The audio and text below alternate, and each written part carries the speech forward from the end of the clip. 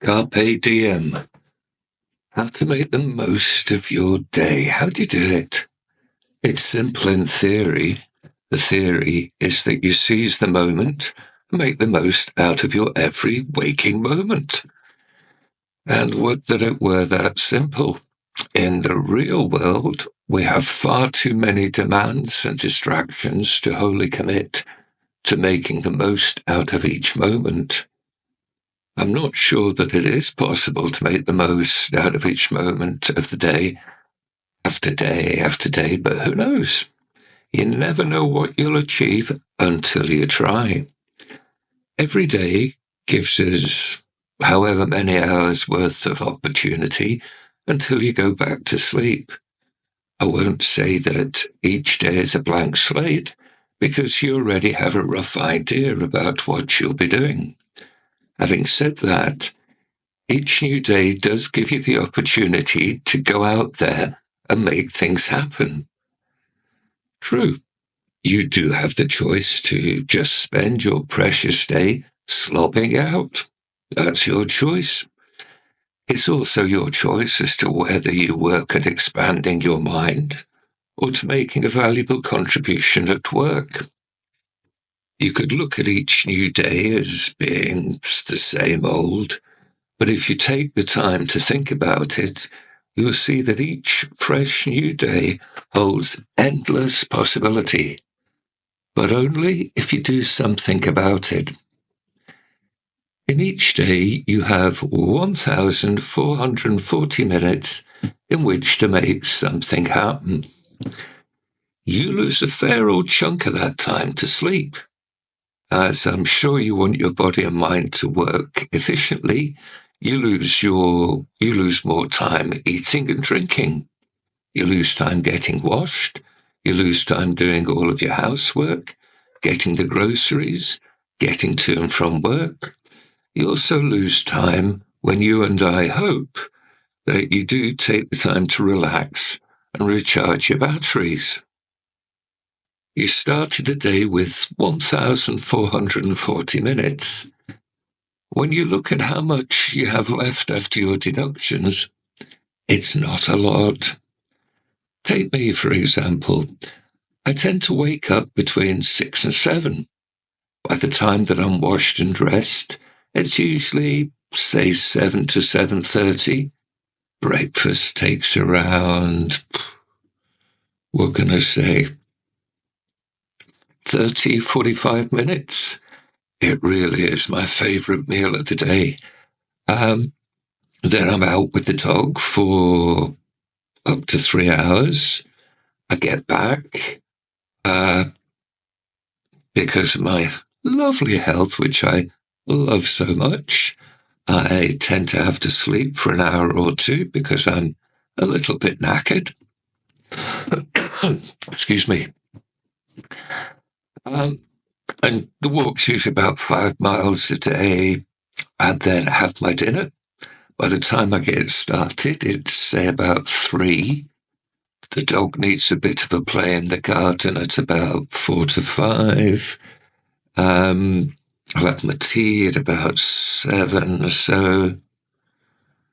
I've got a few hours, but not a lot.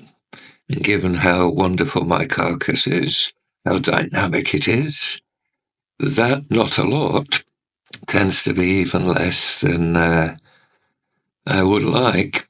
Anyhow, being a realist, how much of that time is productive very much depends on my decrepities. That's life. So long as I can do something positive, I'm happy. But I have to admit, the days where I only get an hour in or less are just a wee bit annoying. So, back to the plot. What can you do to make the most out of your day? Well, you can know what you're doing. Work to a plan.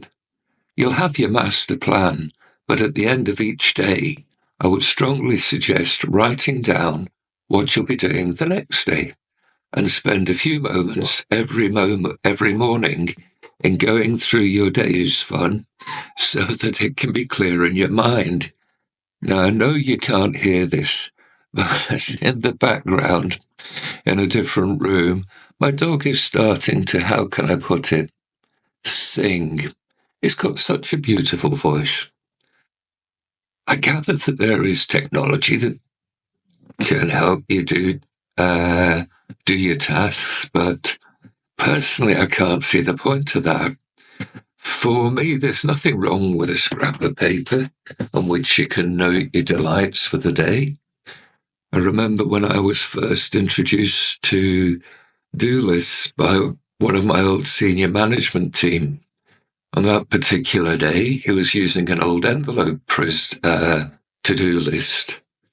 There's no need to overcomplicate things. Keep it short and simple. You don't need any more. 2. Prioritize your tasks according to importance and the level of focus that you can bring to them.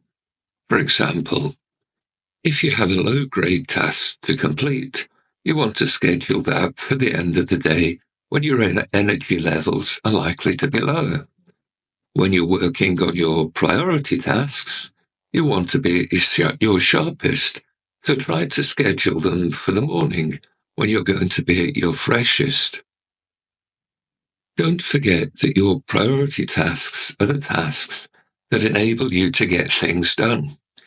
If they don't get done, then you won't achieve the thing. 3. Stay focused on the task in hand. We all have far too many distractions trying to seduce us from our work. From checking our emails to a quick 10 minutes on Facebook, which can admittedly carry on a wee bit longer. If we lose our focus, though, it's frighteningly easy to lose the day. Keep your list of what needs doing by your side, and it's worth putting a few notes around your work area just as a subtle reminder to keep you on track and help you to create forward momentum. 4. Put the otherwise lost time of your commute to listening to audiobooks, books. And if you're reading books, you can tell them having a fun day.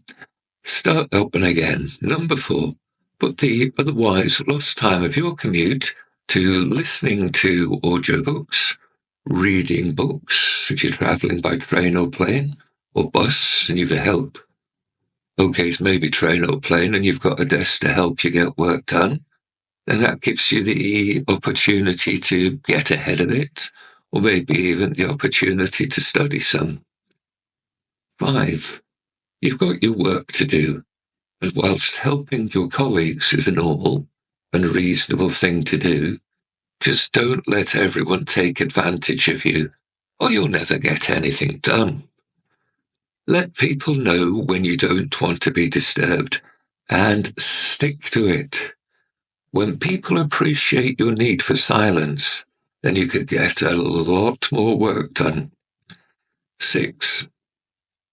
This one takes a bit of courage. It's one thing to tell your work colleagues that you don't want to be disturbed.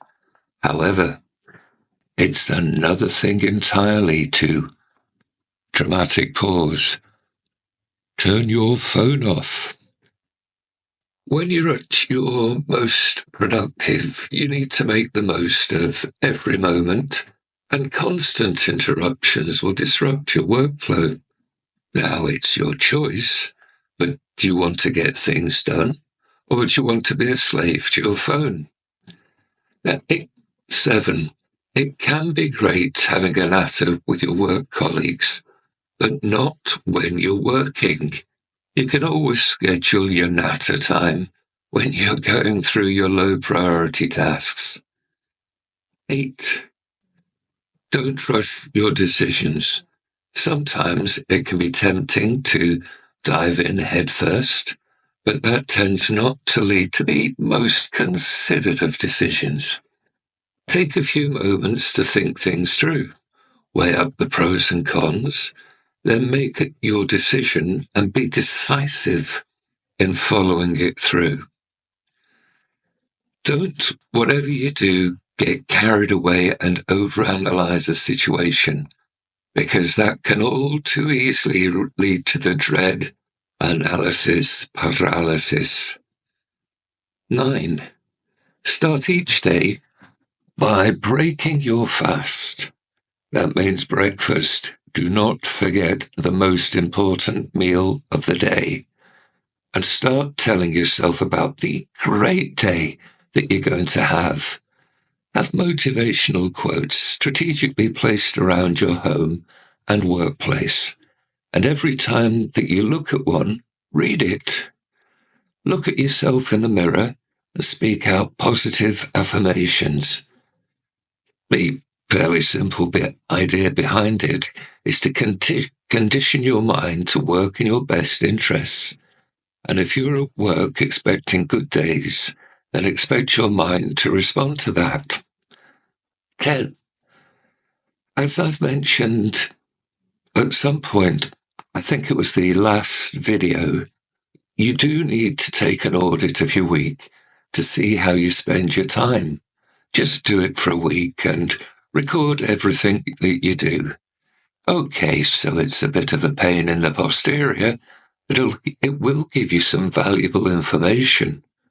When you have your data, and once you've got over how you spend your week, it's up to you to decide if some of the things that you do are worth the time that you give them. I know that making the most out of your day isn't exactly rocket science, but as we can get so caught up in our own lives, once in a while it can be worth browsing through the basics. The one thing that I would most strongly suggest is that you never overcomplicate things, because when you do that, it has the unfortunate habit of making things more difficult. So, my friend, just keep it simple. And so, until the next time, keep living.